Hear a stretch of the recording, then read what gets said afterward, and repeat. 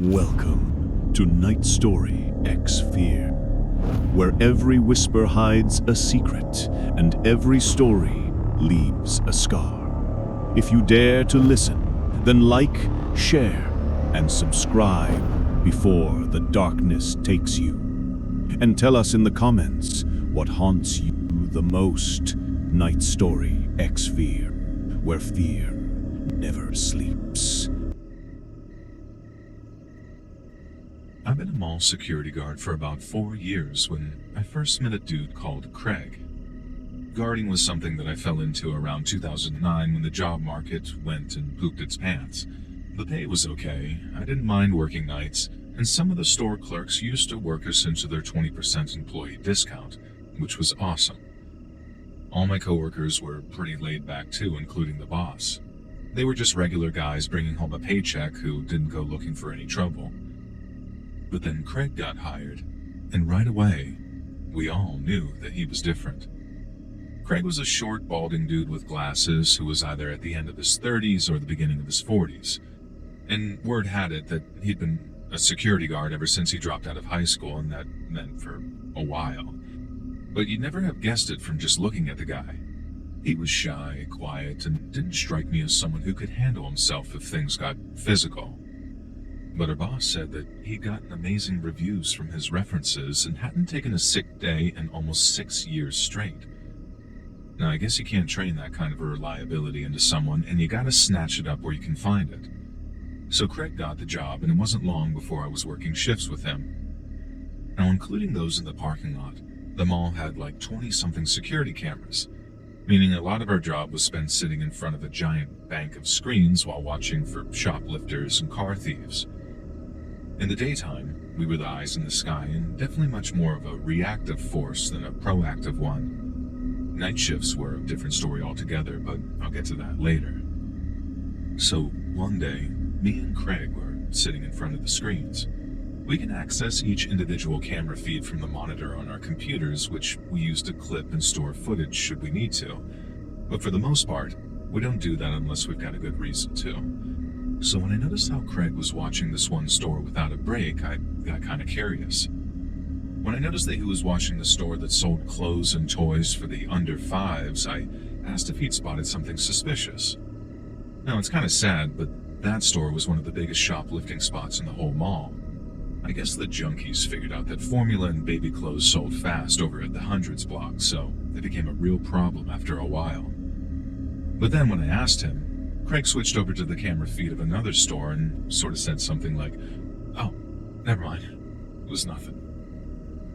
Now, I didn't pay it much mind at the time. I did the same thing myself from time to time, but then that same shift, about an hour before clock-out time, I caught him doing it again. And that time, he just straight up denied it. Now, I said something like, "Watching the baby store again, huh?" And then he just sort of flicked over to another store again, saying, "What? No." Now, I somehow got into my head that he had some crush on the girl who worked there, and in all fairness, she was cute, so it did track. I also thought that I had a little theory confirmed when I teased him with a prospect, and he turned as red as a stop sign. Now, I said, "You are into her, aren't you? You gonna ask her out? Come on, do it, dude. Don't be a wuss."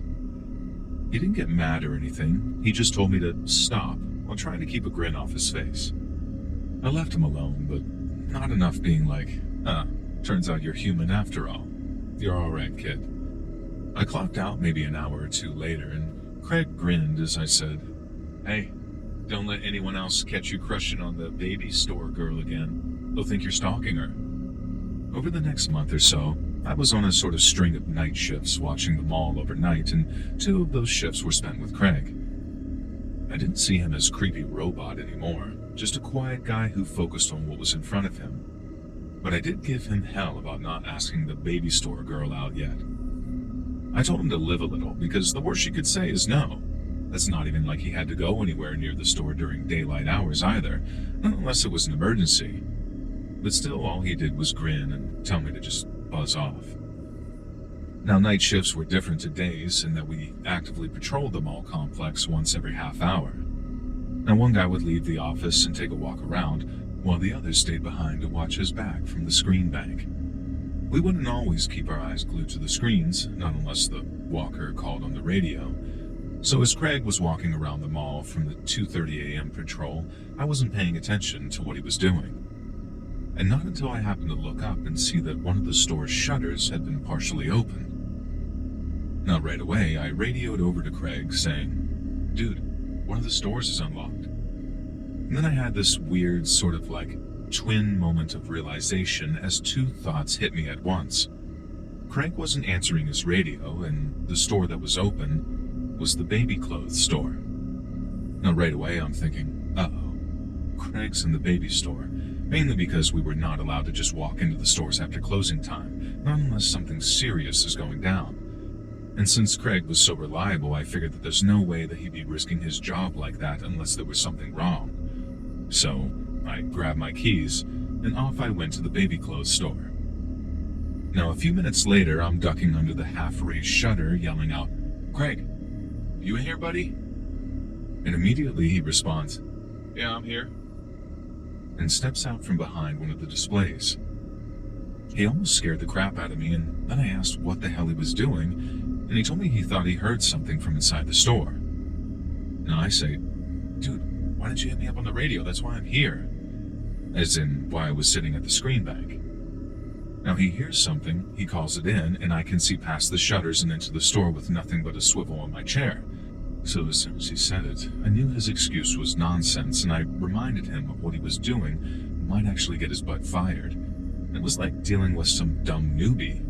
Only Craig was not some dumb newbie. He knew the job, and he was pretty good at it, so it made exactly zero sense to me why he was acting the way he was. And so the next night, Craig kind of thanks me for, I don't know, caring about him, I guess. And he thanked me for not telling on him, and he also thanked me for getting him out of that store, which was weird because it was almost like the way an alcoholic might thank you for stopping him from drinking. And I guess that didn't ring the alarm bells that it should have, because at the time I just wanted to know what he was doing in the baby store so late. And that's when he broke eye contact and said something sort of like, I'm gonna be a father. And then right as I'm about to congratulate him, he added, "And I'm scared." I told him something along the lines of, "It's okay to be scared, but I'm sure you'll be fine." But I didn't mean it. Not because I'm the kind to offer empty platitudes, but because I didn't believe him. I'm not saying that I have a particularly advanced bullcrap detector or anything like that. I just don't care how quiet a guy is. If his wife or girlfriend is pregnant, he complains to his buddies at work about it.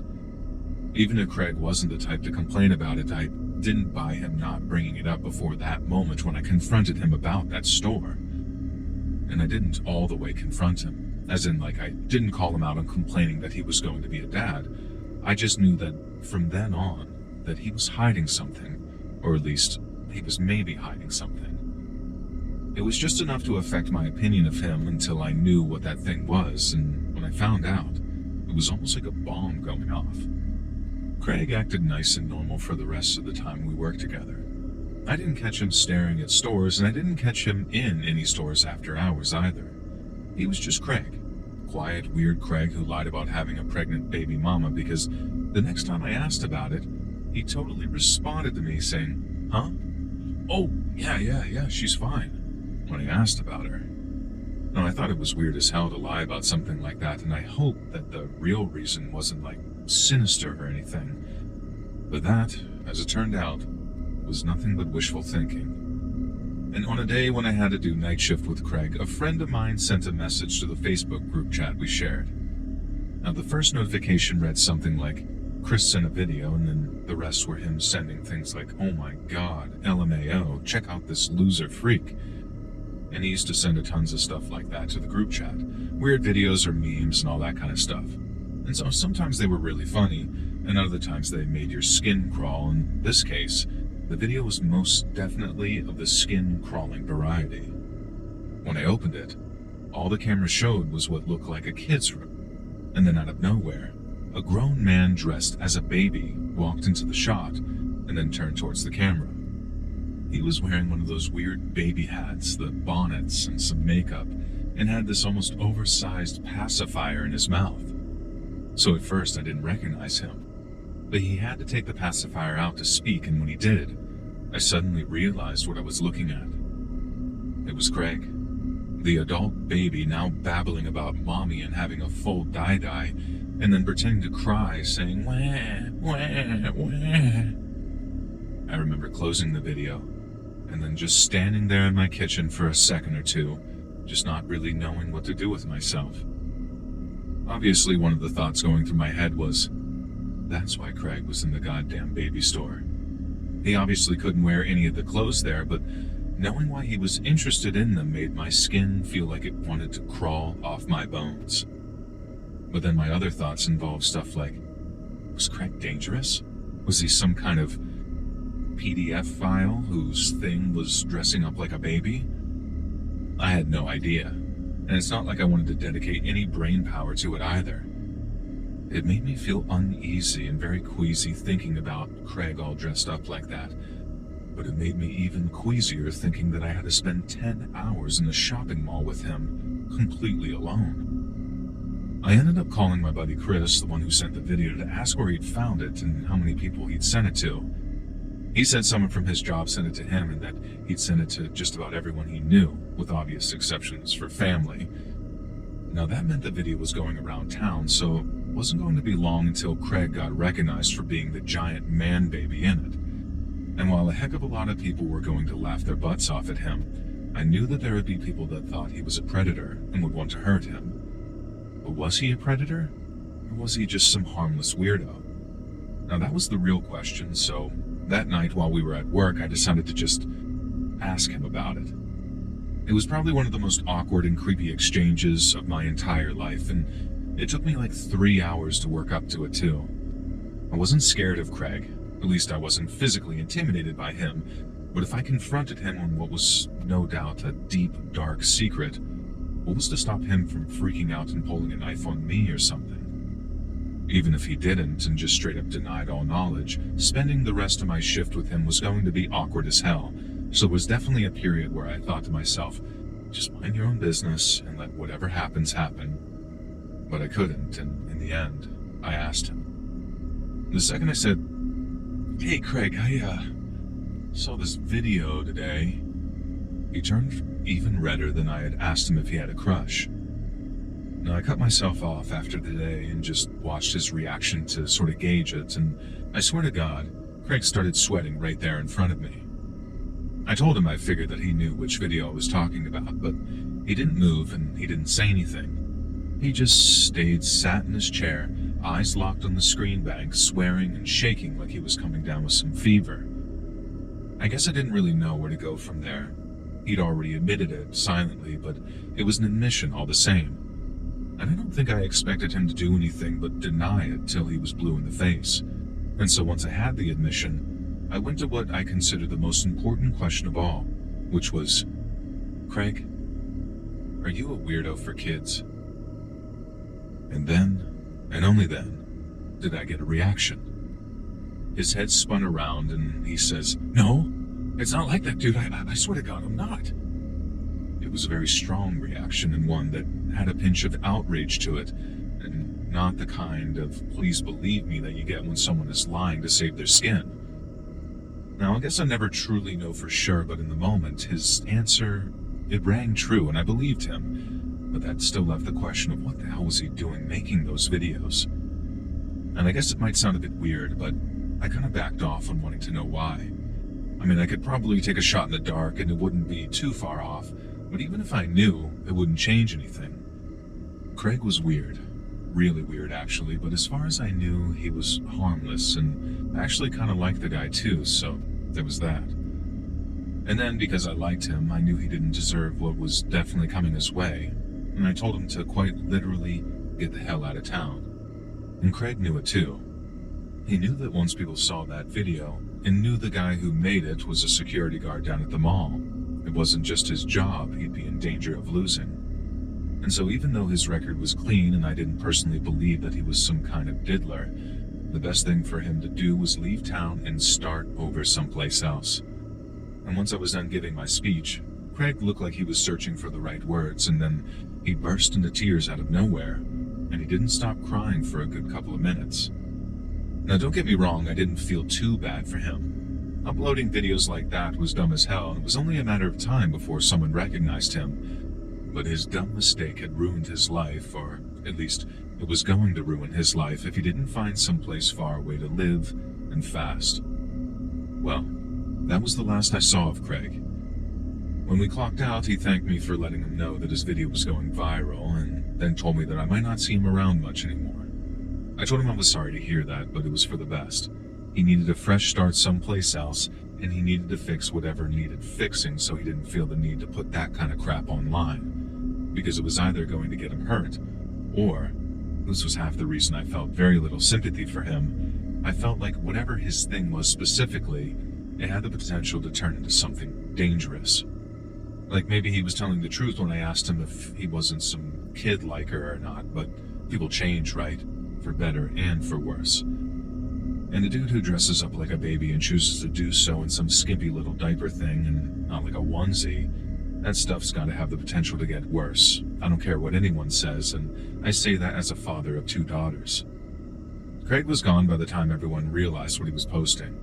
All our coworkers either got sent the video directly, or they got told about it at work. And so Craig's reputation was just about obliterated come the end of the week. Our boss said it was good that he got the hell out of town because he'd have fired his butt if he tried to stick around. There was a lot of hate towards Craig like that, and I get it. But all I really feel anymore when I think about him is fear. I hope he's doing okay and that he found a good woman or man or whatever and settled down, because one of the alternatives is that he didn't get himself together and he got worse. And then if he gets worse, maybe he'll do something terrible with a kid or a baby. And then it'll kind of be my fault for not taking him around the back of the mall and shooting him when I had the goddamn chance.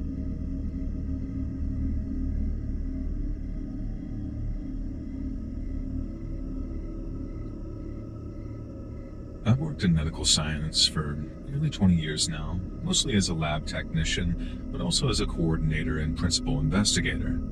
And many years ago now, I used to work in a small medical clinic in the greater London area. We mostly ran blood and urine tests, and while we had an x-ray room and a few other things too, it was 95% blood and urine week in and week out.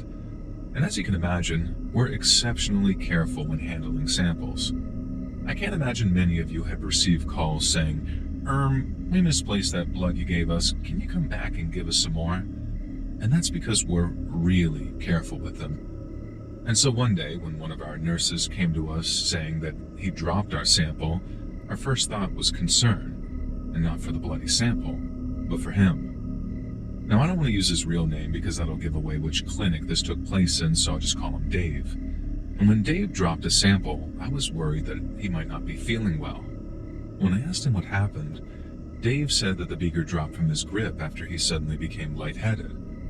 So we sent him home for 2 days, then he came back feeling much better. Now Dave was a great nurse, an asset to the clinic, and God knows we wanted to look after him. So a couple of weeks later, when it happened for a second time, I recommended that he just go to the doctors for a full checkup. Dizzy spells can be a sign of some pretty nasty illnesses, but following a full medical exam, he was told that there was nothing wrong with him. We were relieved, why wouldn't we be? Not to mention, Dave did admit to skipping breakfast on the day of the second spill. So once again, it passed without too much suspicion, and Dave continued to work at the clinic. But then came the day that I walked in on him doing something that I told myself was impossible, and it felt like I was hit by a train. We trusted Dave to be alone with the samples, so it wasn't in the least bit unusual for him to be left alone and uninterrupted for sometimes long periods of time. So when I walked into the containment lab, I caught him by surprise, just as he was lowering a sample beaker of urine from his mouth. I froze. He froze.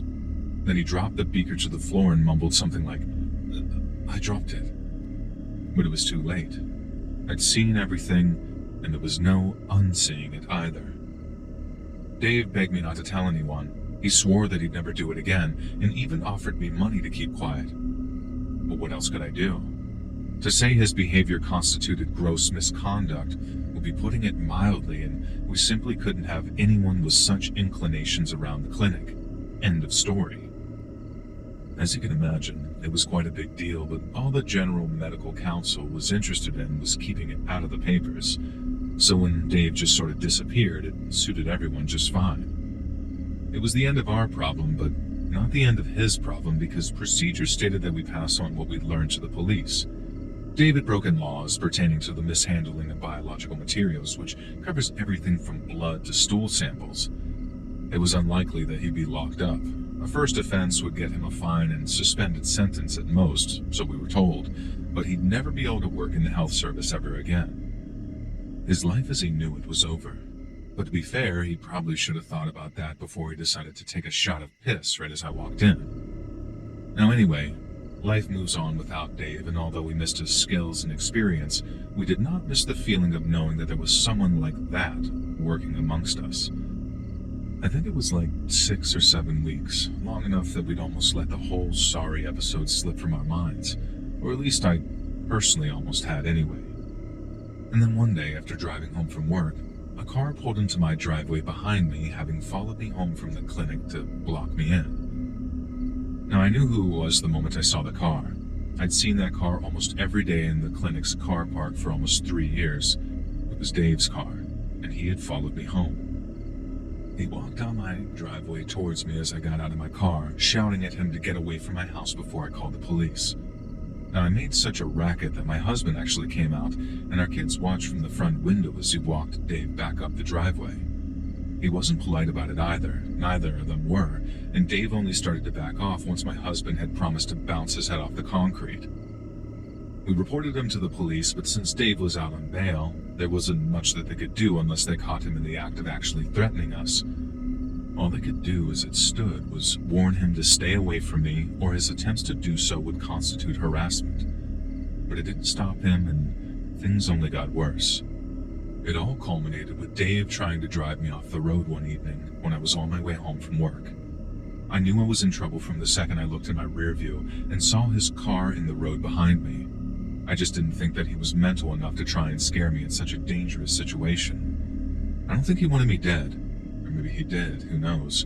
But if I think he really wanted to murder me, he could have done it with a knife come closing time at the clinic. However, that didn't make what he did any less frightening, because his reckless driving ended up with me careening off the road and into a ditch. I wasn't hurt, not too bad anyway, but I did need to go to the hospital to get checked out just in case. It was a horrible experience, but like many dark clouds, it did have a silver lining. Dave's dangerous driving had been caught on several cameras, meaning he was swiftly arrested and kept on remand before his trial, since it was deemed that he was a threat to the public. That new dangerous driving charge meant prison was now on the cards, and although he only got 3 months for all the offenses he racked up, it was still 3 months where we could all feel safe again. He didn't bother coming back to do anything, not to my house or to the clinic. He did 3 months of a 6-month sentence, meaning any other offense would have him recalled to prison. Now, I was appalled at what a light sentence he got at first, but now I actually appreciate how smart it was. 3 months is nothing to sniff at for a first-time blag, and then the prospect of another 3 months in jail was enough to deter Dave from any further threatening interactions. And it's a bloody good thing that he didn't turn up at our house again, because I swear my husband would have done time for murder. Deep within the remote wilderness of Nahanni Park lies a history whispered about more than it is told. Over the years, explorers have vanished without explanation, entire expeditions have ended in silence, and strange discoveries have sparked legends that refuse to fade. Locals speak of an ancient presence hidden in the canyons and forests, something that watches, waits, and does not welcome the curious. Hear the full story over on my true crime channel, Saturn Soul. All links down below.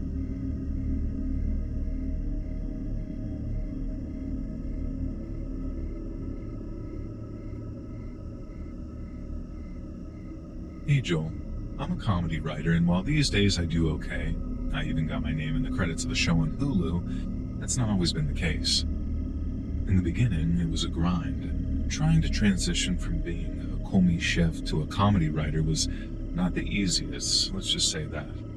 Now, for example, the first job I ever got that paid me purely for my writing sucked. I was writing skits for a small company whose goal was to create viral videos. Our boss said that he knew a guy who could turn click numbers into ad sales, and with ad sales came some pretty big money. I guess that doesn't sound too bad on the surface, but the content outline the ad guy sent us was just lame. It obviously had to be funny, but he was so scared of offending anyone that he sometimes sucked all the funny out of a skit and doomed it to fail. Now, I don't know exactly how our boss made any money. I guess by keeping the numbers of employees to just me and one other guy. But he kept it going for about a year before he called it a day and quit while he was ahead. It was probably the worst, most boring writing job I ever had, and thankfully, I went on to have a much better experience in the industry. Shout out to my current producer and editor. But ironically, it was in that super boring job that I got one of the weirdest and freakiest stories of my whole life. And that story centers around a guy named Paul. Paul was a very funny guy.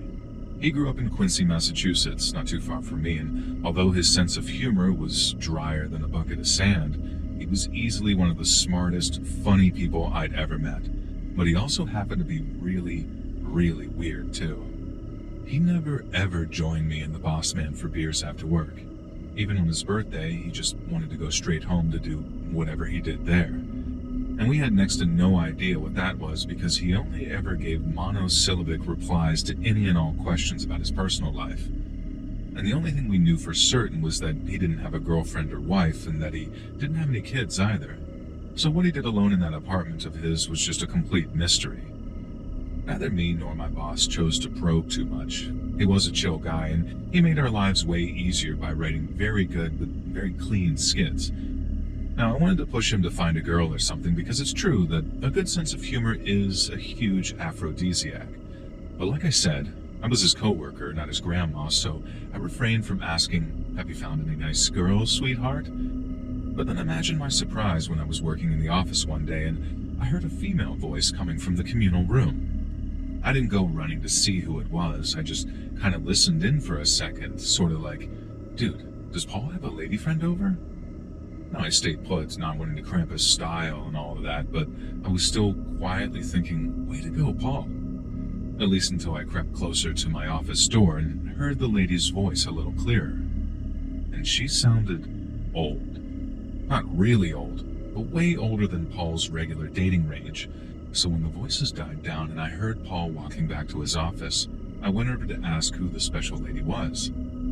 Alright, I did kind of tease him just a little as I was saying, "Oh, what's up, Casanova? You got a girl paying you visits at work now, huh? Well, that moves pretty fast, huh?" But instead of shooting me a little grin or even telling me to leave him alone, Paul then says, "I don't know what you're talking about." Now, I thought that was just him making a joke, so I respond, "Oh, hardy har har," all sarcastically before I asked him, for real, who the chick was. But I quickly realized that when he denied all knowledge of any lady being present, he was very serious. As Paul stared at me with this completely unamused look on his face, I realized something was going on, and the first place my mind went to was cheating. And the only time I'd ever seen anyone straight up deny seeing a woman was when they were cheating, and didn't want me, blabbing about it in front of their girlfriend. But I knew that there could be other reasons too. I mean, maybe the woman was a relative of his or something, passing on some type of bad news, or at least something Paul didn't want me to know about. Either way, I took the hint and just responded, "Alright, my bad, dude. I must have been mistaken." Now, I thought it was strange, but like I said, Paul was an okay guy and I didn't want to make him mad by pushing him on something that he didn't want to be pushed on. But then, it happened for a second time. Paul's office was right next to mine, and although we had our own little workspaces, the boss definitely saved himself a few bucks on space because the walls were paper thin. And so when I took my headphones off, the only thing that kept my concentration really, I suddenly heard the sound of a woman's voice coming from the room next door. Now I'm thinking, damn, Paul's got that lady back in the office again. But seeing as he was weirdly sensitive about it, I pretended not to hear it. And I say pretended, but that didn't stop me from listening in out of curiosity, especially when I realized that it was that same older woman's voice that I'd heard the previous week. And unlike the first time when it sounded like Paul and her were having a friendly exchange, That second time, it sounded like they were actually having a little bit of an argument. Now, I could hear the woman verbally sort of pecking at him, and then Paul alternated between sounding like he was sorry and sounded like he was defending himself. It actually got pretty heated at one point, but instead of tapping on the wall and telling them to keep it down, I just kept on listening, wondering what in the hell was going on in there. Finally, after maybe 10 to 15 minutes, Paul and his lady went very quiet again, and I figured that it'd be only a matter of seconds before I heard his door open and close, and then footsteps walking down the hallway and out of the office. But there was nothing, and after about a half hour of silence, I realized that she was still in the room with him. And then not long after that, my curiosity got the better of me. I thought about an excuse to go visit Paul in his office and then focused on trying not to embarrass him when I opened the door. And what I meant by that is I wanted nothing more than to be like, I knew it. I knew you had a lady in here, you dirty, rotten scoundrel. But I also knew that he'd be super pissed off if I sort of blew his cover. I kept this sort of iron straight face when I knocked on his door, preparing myself to just sort of say, "Oh, hey, how's it going?" to his lady friend. But after I knocked and he yelled, "Enter," I walked into a room containing Paul, and only Paul. And at that point, I felt like I was losing my freaking mind. I was 110% certain that I just heard a woman talking in his office, and I was also certain that whoever it was hadn't left either, because like I said, these were paper-thin walls. And so when I say, "I'm pretty sure I just heard a woman in here," I refuse to take Paul's no for an answer. And then I say, "Dude, why are you lying?" And it wasn't like I was going to snitch on him to the boss, and even if I did, there was really nothing that said that we couldn't have visitors in the office. And so it made no sense why he'd try and pull the wool over my eyes like that and just lie to me. Now, Paul claimed that he wasn't lying, and I felt like banging my head against the wall or sort of talking to one would be more productive than talking to Paul, because what the hell's going on? We went back and forth like that for a while, with me trying to explain how it wasn't a bad thing that he had a lady over, or at least how he didn't need to lie to me about it. And then after a few minutes of that, Paul exploded. In the 6 or 7 months that we worked together, I'd never seen him so angry. He went completely red in the face, stood up from his chair, and yelled at me to get the hell out of his office. I tried to reason with him, but all he was saying was, "Now, Kurt, get the hell out." It honestly seemed like if I didn't, he was going to actually punch me. So I quit while I was ahead and walked out of his office. We didn't speak for a couple of hours, not till the end of the day, and when we did, I apologized for pushing on something he clearly didn't want pushed on. Paul didn't accept my apology, and instead just looked irritated that I'd even brought it up. But since I'd gotten it out there, I just sort of backed off and then told him that I'd see him the following morning. I mentioned the whole thing to my boss after work over beers, and we both agreed that Paul was acting strange. But the strangest part by far was when we realized that his lady friend had to have been hiding in the room when I knocked on the door to check on him. If I hadn't heard her leave, then where else could she be? Hell, I might even have interrupted them getting a little handsy or something, and whoever his lady friend was, she was probably just shy. But even after I left his office, I didn't hear anyone leaving, so if she did leave, it was on her tippy toes, not wanting to attract my attention. Like I said, we both agreed that something weird was going on, and that maybe Paul's girlfriend was like a heck of a lot older, and that's why he was embarrassed. But we were way off, and given 1,000 guesses, I don't think either of us would have gotten close to what was really going on. And so the next morning, I was driving to work, and my usual route took me across the bridge. But then that morning, the bridge was closed. I turned around and had to take an alternate route, which meant that I was about 15 minutes late. But when I arrived at the office, Paul had yet to show up also. Now, I told my boss I was sorry for being late, and I genuinely was, because he was an awesome guy despite how bad the job sucked. But then he says, "Looks like everyone's a little delayed this morning," and then told me about Paul.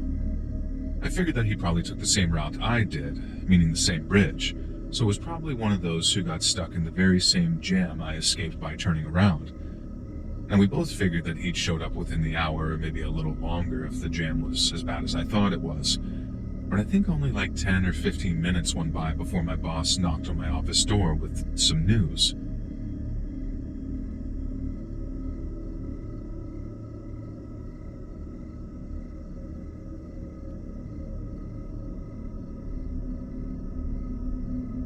My first week at Hartley Insurance started on a Monday in early October 2018, right when the leaves in Portland were turning that deep amber color that makes the whole city look like a photograph. After spending nearly a decade bouncing between temp jobs and retail positions since graduating high school in 2008, landing a permanent role with actual benefits felt like finally catching my breath.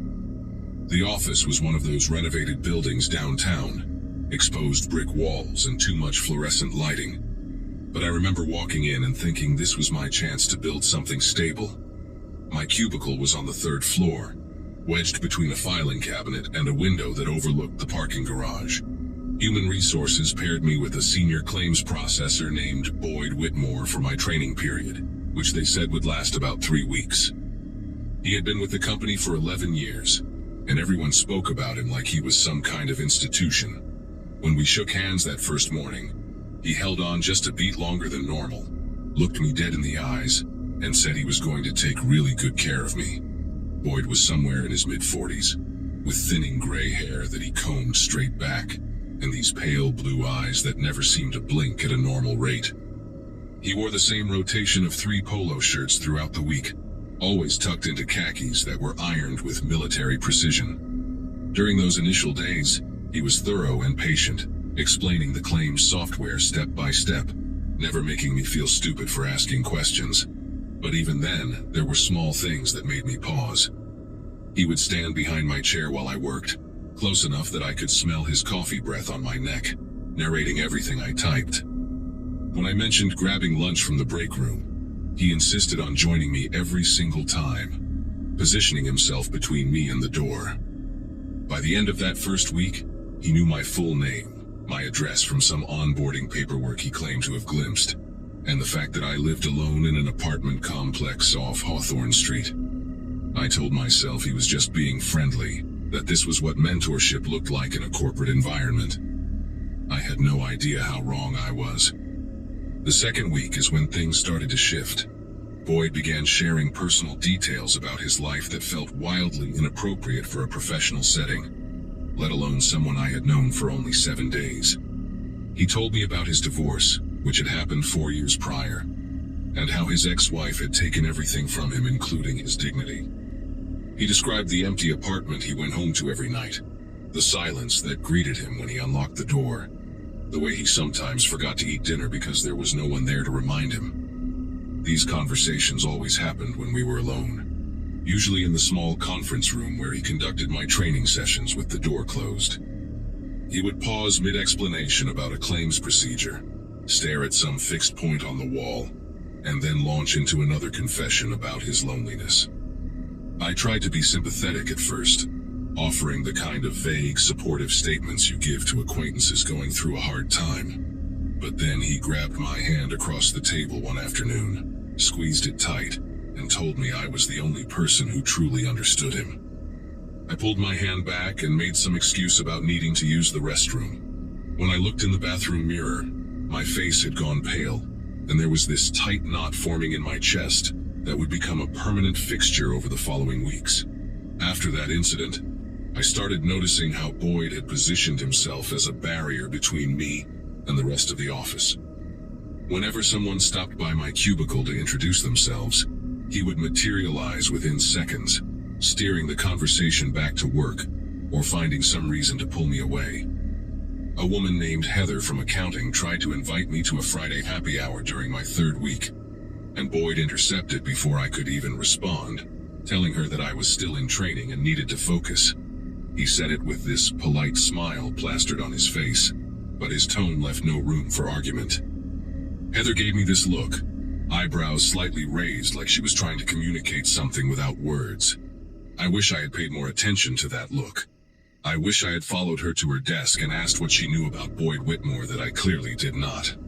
By the end of October, my training period was officially over, but Boyd acted like nothing had changed. He still showed up at my cubicle first thing every morning with a cup of coffee made exactly the way I liked it. Still insisted on eating lunch together. Still found reasons to hover near my desk throughout the day. When I tried to politely decline his company, explaining that I needed to focus on my own workload now, his entire demeanor shifted. His face went blank for a moment, completely expressionless, and then he said something that still echoes in my head to this day. He called me his closest person, not his closest friend, not his work buddy, but his closest person, like I was somehow essential to his existence. He said it so matter-of-factly, like he was stating an obvious truth that I should have already known. I told him that was a really intense thing to say to a coworker, that we barely knew each other, and that I needed some professional distance. He just nodded slowly, that blank expression returning, and walked away without another word. I thought maybe I had finally gotten through to him. The next morning I overheard Boyd talking to one of the senior managers near the coffee machine. I was walking past, and he did not seem to notice me, or maybe he did, and wanted me to hear. He was saying that he was worried about me, that I had been struggling emotionally since starting at the company, that I had confided in him about personal problems at home. He lowered his voice to this concerned whisper, and said he was the only support system I had right now. The manager, a man named Glenn who I had maybe spoken to twice, was nodding along sympathetically. I stood there frozen in the hallway, unable to process what I was hearing. Boyd was constructing an entire fictional narrative about me, painting himself as my caretaker, and me as some fragile mess who needed him. When I finally gathered myself enough to approach Glenn later that day, planning to set the record straight, he looked at me with this pitying expression, and asked if everything was okay at home. Boyd had gotten to him first. Boyd had gotten to everyone first. I started keeping a written log of every interaction, every lie I overheard him tell, every time he showed up uninvited at my desk. My notebook filled up fast. November came with gray skies and early darkness, and I began dreading the walk to my car at the end of each shift. The parking garage was attached to the building, 4 levels of concrete and dim lighting, and the kind of echoing silence that amplifies every footstep. I always parked on the 3rd level because it was closest to the elevator, but now that familiar route felt different. One evening, about a week after I had set boundaries with Boyd, I walked out to my car and noticed him standing 3 rows away, leaning against a concrete pillar with his arms crossed. He was just standing there watching me. Not approaching, not waving, just staring with those unblinking pale eyes. I fumbled with my keys, got into my Subaru as fast as I could, and locked the doors immediately. When I looked in my rearview mirror as I pulled out of the space, he was still there, still watching, still completely motionless. I told myself it was a coincidence, that maybe he had parked nearby and was just heading to his own car. But he did not move.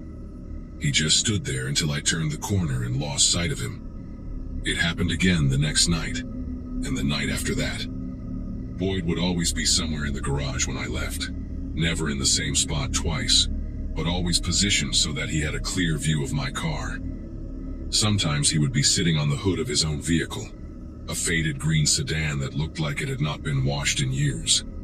Other times he would be standing near the stairwell exit, hands in his pockets, head slightly tilted like he was studying me.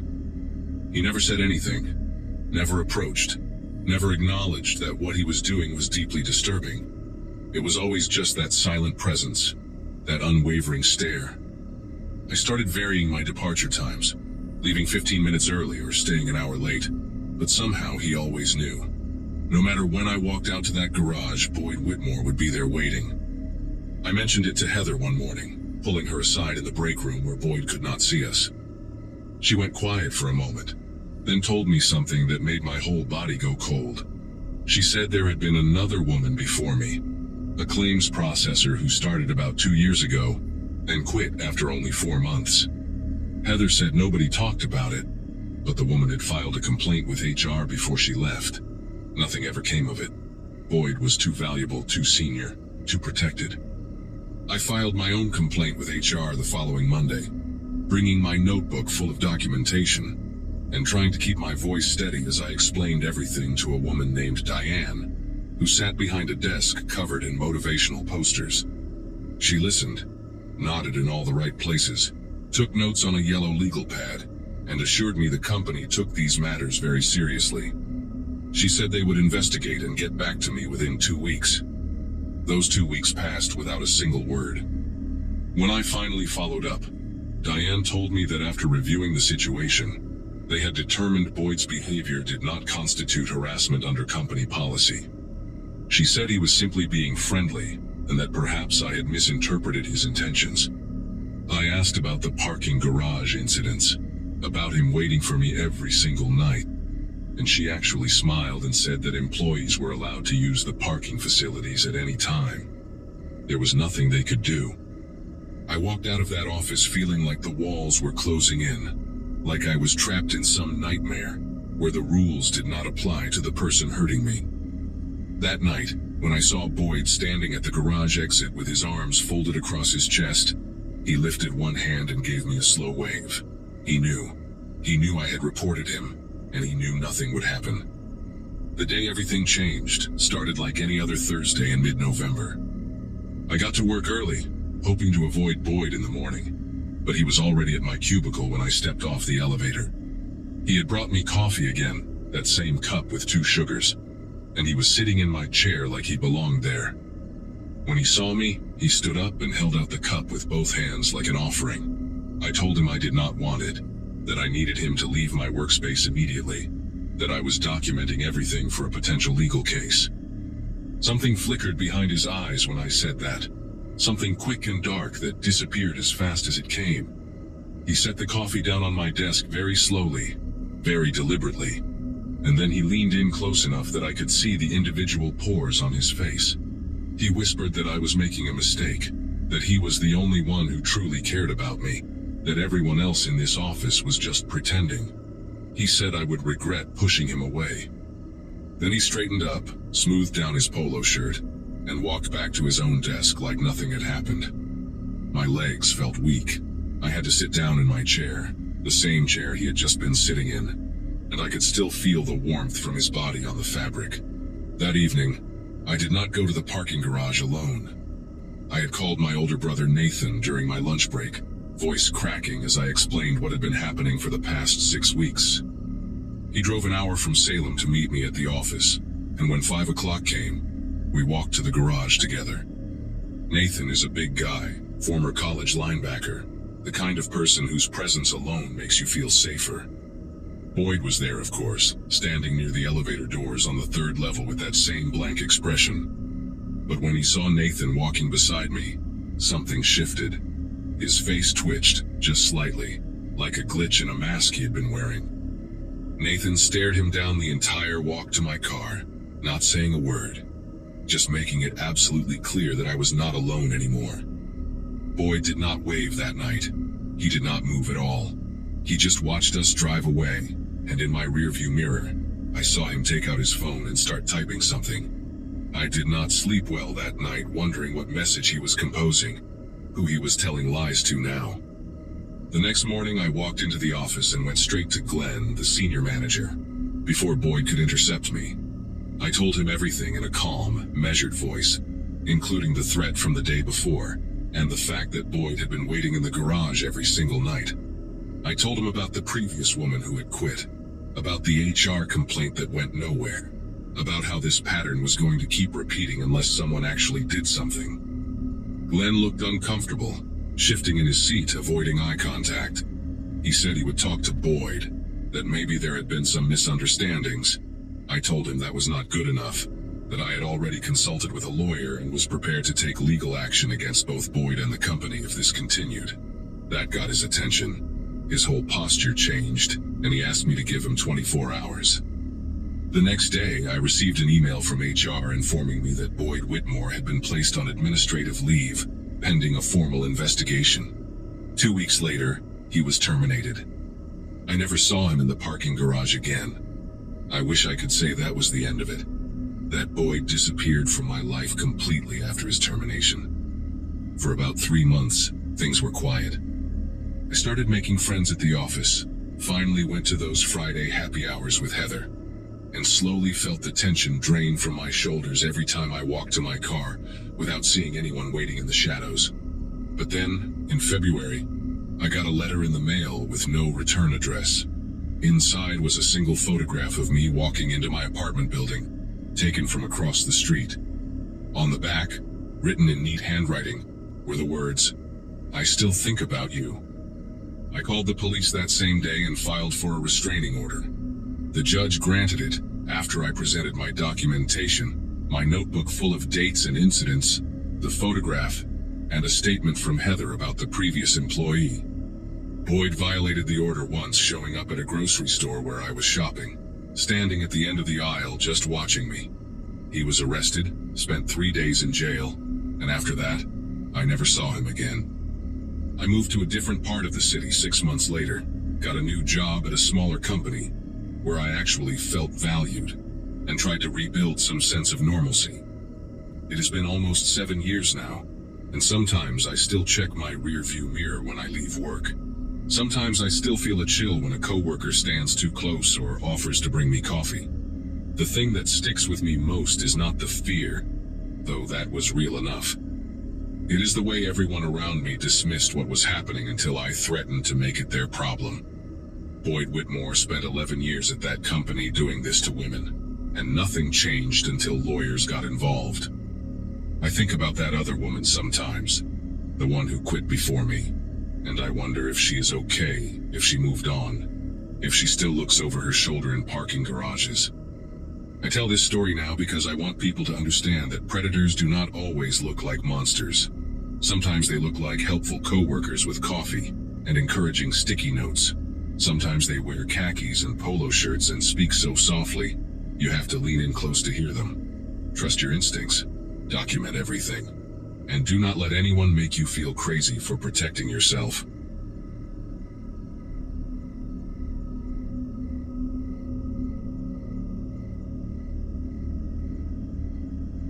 Overnight shifts at a gas station in the middle of nowhere have a way of making you question your life choices. My graduating class from 2011 had scattered across the country chasing careers and dreams, while I found myself behind a counter in rural Ohio, selling cigarettes and energy drinks to truckers passing through on Route 42. It was early February, a Wednesday night so cold that the air itself seemed frozen, and the fluorescent lights above the pumps flickered every few minutes like they were trying to send a message. I worked at a place called Rusty's Quick Stop, though nobody named Rusty had owned it in decades. Now it belonged to some corporation out of Chicago that sent us paychecks and nothing else.